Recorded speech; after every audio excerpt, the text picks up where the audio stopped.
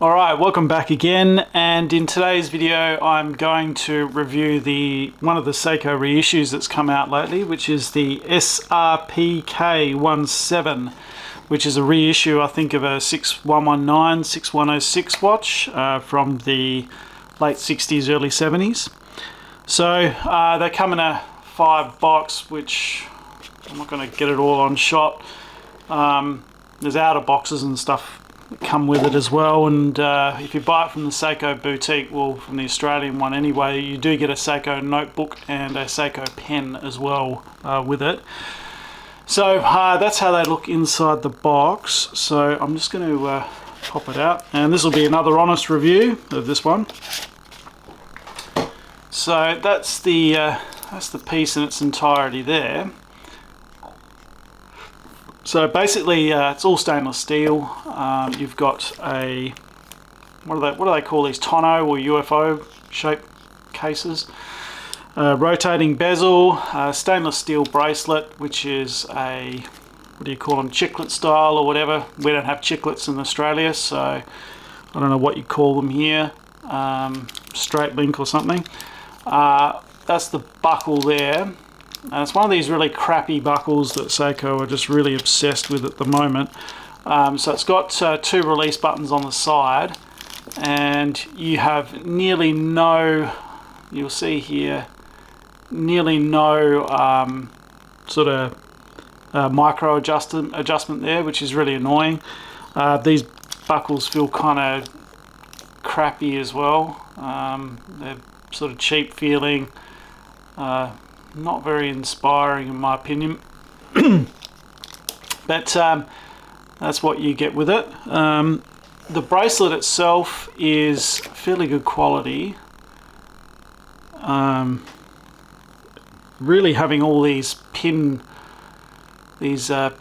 here is a big miss. It just looks like, yeah, what can I say? It looks like they couldn't afford to get someone to design a bracelet that doesn't have pinholes in it, really, so that's slightly disappointing.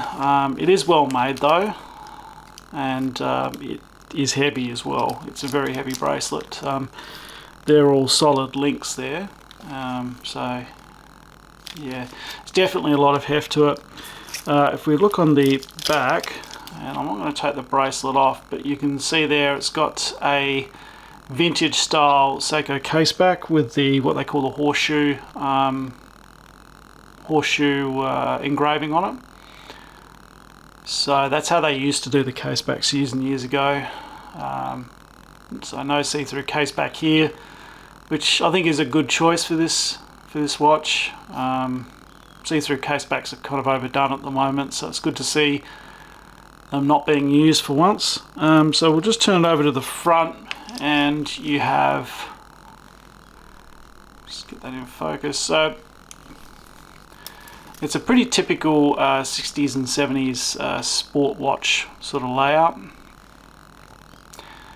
So legibility is reasonably good. The hands are the same shape as the 6139, and there are sort of hundreds of other models that use that same shape at that point in time. I don't have the part numbers here off the top of my head.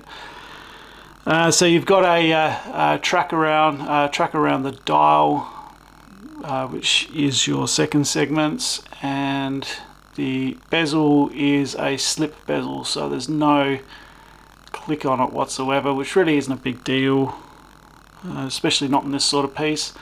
Sweep hand is red. The paint on it is not too bad. Sometimes with these, the painting that they put on the sweep hands just looks terrible. This isn't too bad. As for representation of the original watch, it's incredibly close. It's so close you wouldn't pick it unless you looked really close.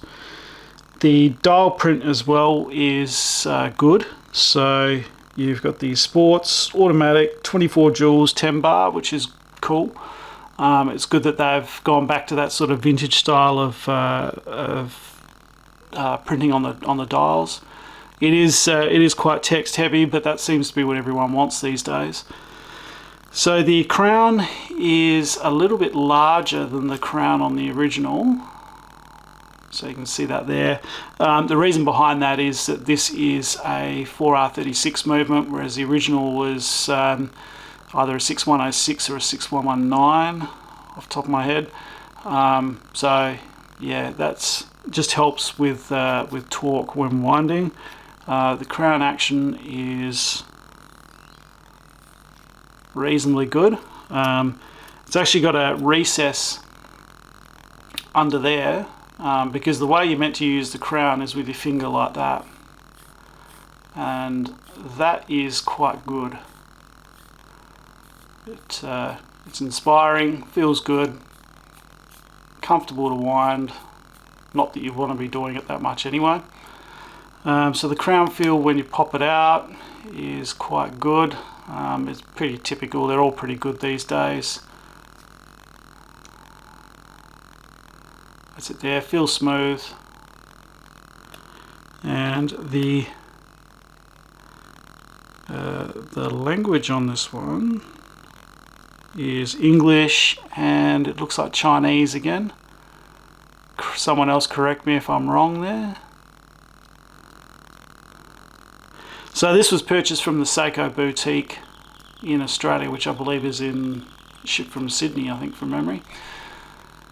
So yeah, that's what you get with these. The adjustment for the bracelet is, let me just have a look here. It's fairly easy to do, so it's just split pins. It's not the stupid pin and collar system which everyone hates. So with these split pins, you just knock the pin through, take out as many links as you want, and then press the pin back in. It's very easy to do. The split pins are prone to a bit more wear than the pin and collar, but it's very easy to replace a split pin if it wears, whereas the pin and collar, you've got to get the right parts from the manufacturer and all sorts of pins and all sorts of other nonsense. So personally, I prefer the split pins, holding those together. So the sides there are polished. Their finish is reasonably good for what it is.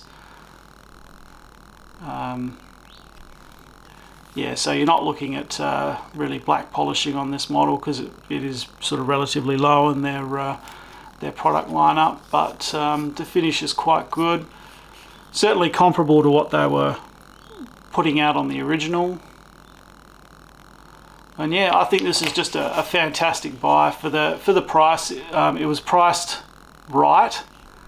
So quite often with SEIKO's special editions, they're just absurdly expensive.